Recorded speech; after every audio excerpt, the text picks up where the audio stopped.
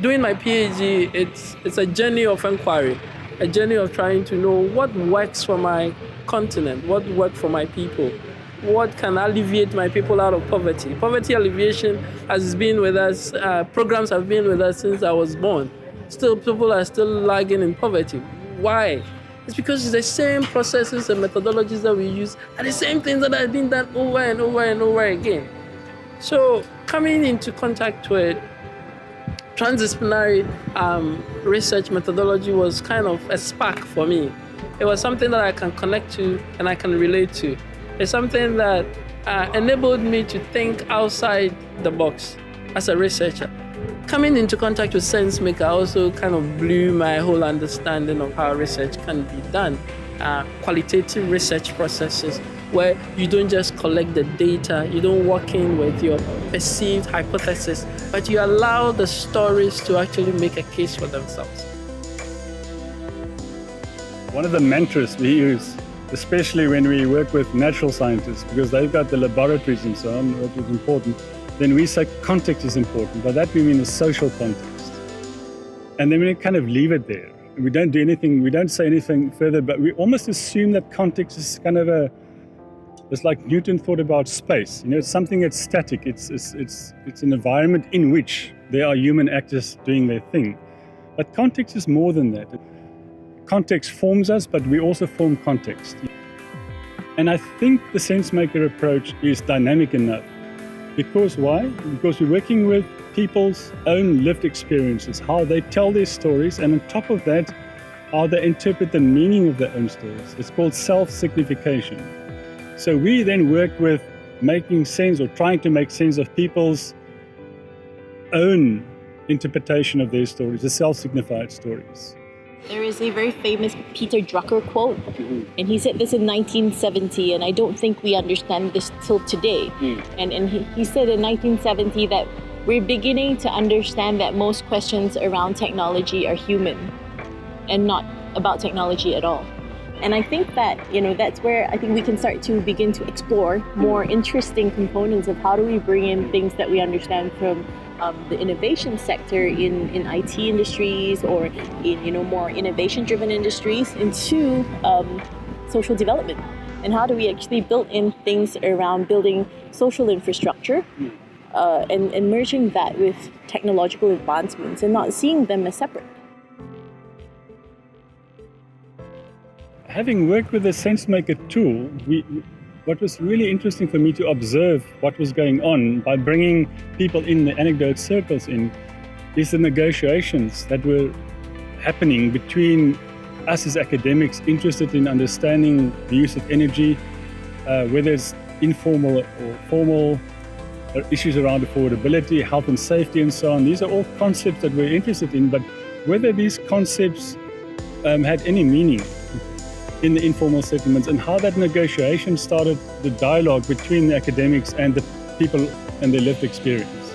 The real design takes place at the level of naturalizing the language, which is another thing that we try to do with our work is naturalizing sense-making. So building on some of Dave Snowden's work is the concept of not just complexity in a computational point of view, but enthrocomplexity, so the human systems type of complexity, which is where the human interaction, the actual theoretical translation of that.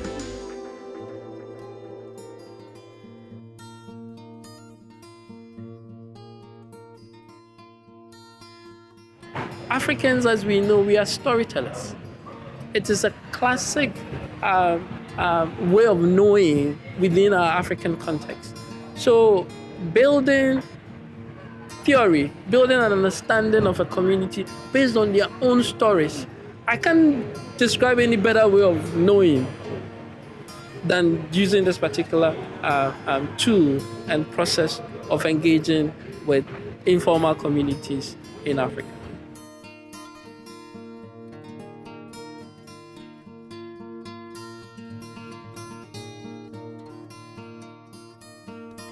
I mean, this informs how energy, for example, can be looked at, or how self-organizing economies kind of are structured. Blockchain systems like the Bitcoin gives us a classic example this evolving Uberization and Airbnb, they're kind of disrupting the formal structures that we knew regulated and legalized forms of social interactions and transactions.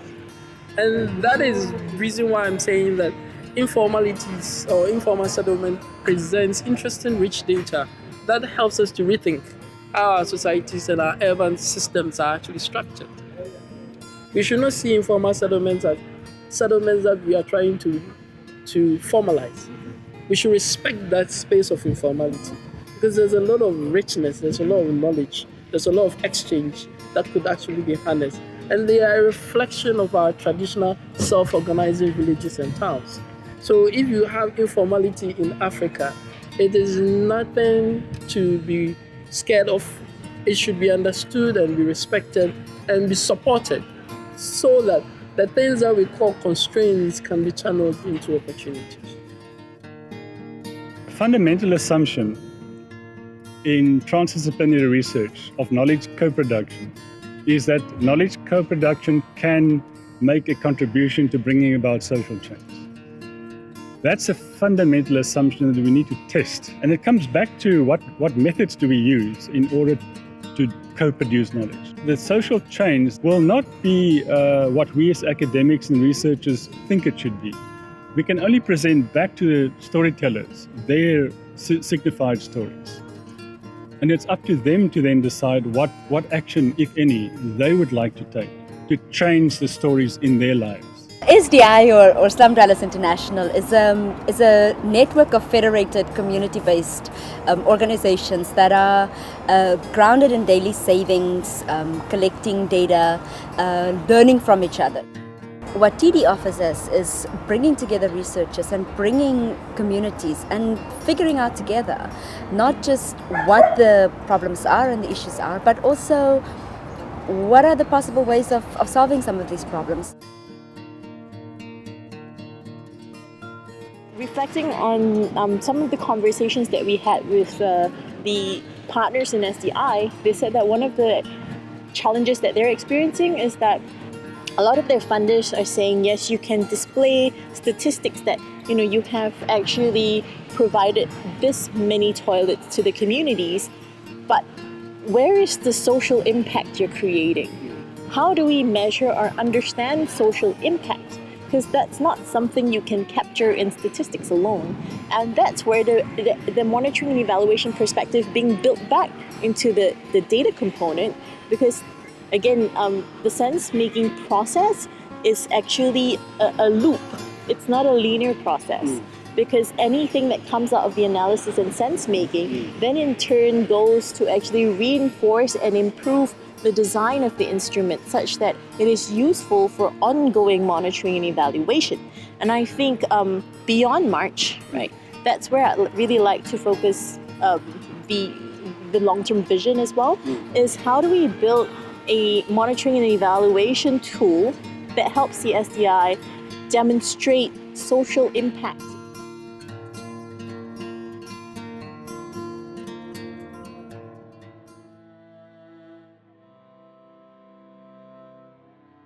For you to be able to tap into community understanding, you should know how the community learns.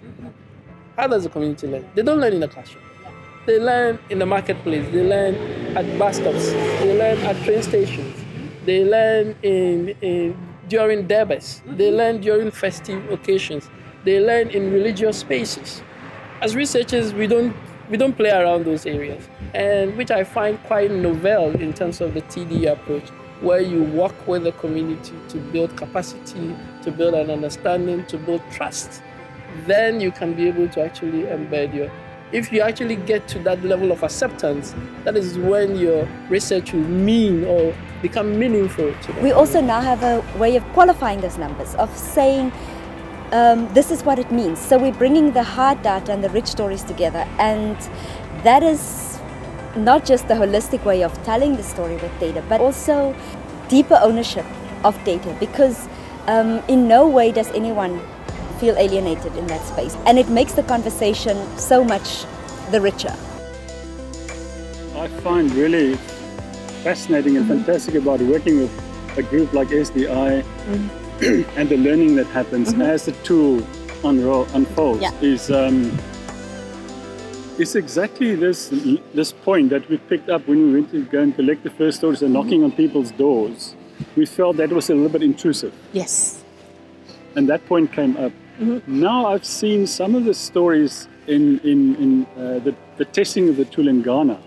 Some of the first pictures that have come out. Yeah. The way that the SDI people go out and collect the stories, it's in the natural places. Yes. Where people are making food or washing their clothes or playing card games or places of worship. Yeah, I think that really for me encompasses the concept of adopting safe to fail approaches as opposed to fail safe approaches, because it's better to fail fast and learn quickly. And I don't think we failed. It was more that we established a learning point for them.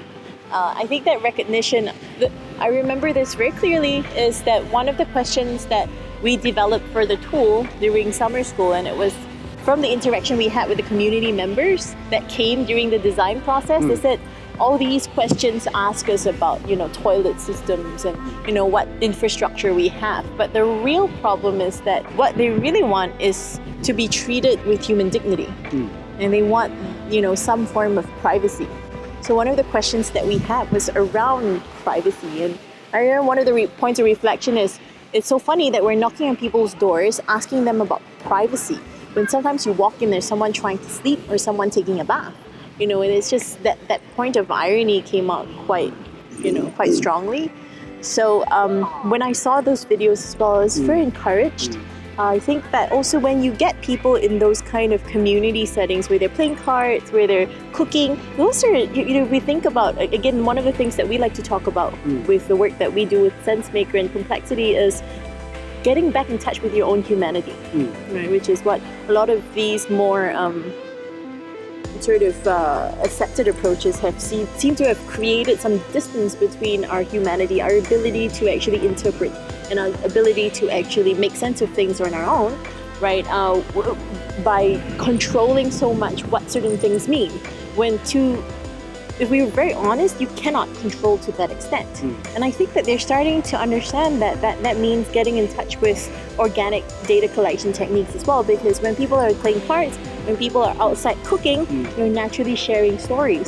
So it's a natural collection point.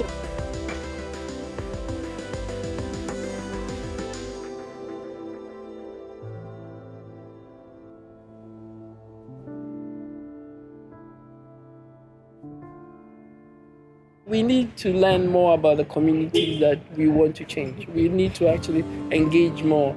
And I think that this winter and summer schools have been very useful, especially with the level of engagement that we are. It's humbling as a researcher, because often than not, we are quick to assume, we are quick to draw conclusions based on what we see. But sometimes what we see might not always reflect the actuals. As a TD researcher, the question is two ways. So what for the community? Can this research that we do actually make a contribution to the social change that they want to undertake, on the one hand? On the other hand, so what from an academic point of view? So in TD research, we are saying it's critically important to come up with producing, or rather co-producing, new knowledge. But the starting point of that is to come up with new research questions. In traditional disciplinary research questions and problem statements are normally generated by looking at the literature. In TD research, we're saying that's important, but we cannot base our research questions and problem statements only on the literature. We actually have to build it on what people are experiencing in real life. The Sensemaker approach helps us in doing TD research in this way by working with multiple different and differing stories and looking at the patterns that emerge from that. It helps us to actually generate new research questions, not just based on the literature, but also based on what people are actually telling us. What is going to define and what is going to innovate African research and the way that we solve our development challenges are when we ourselves start thinking about How can we do this differently?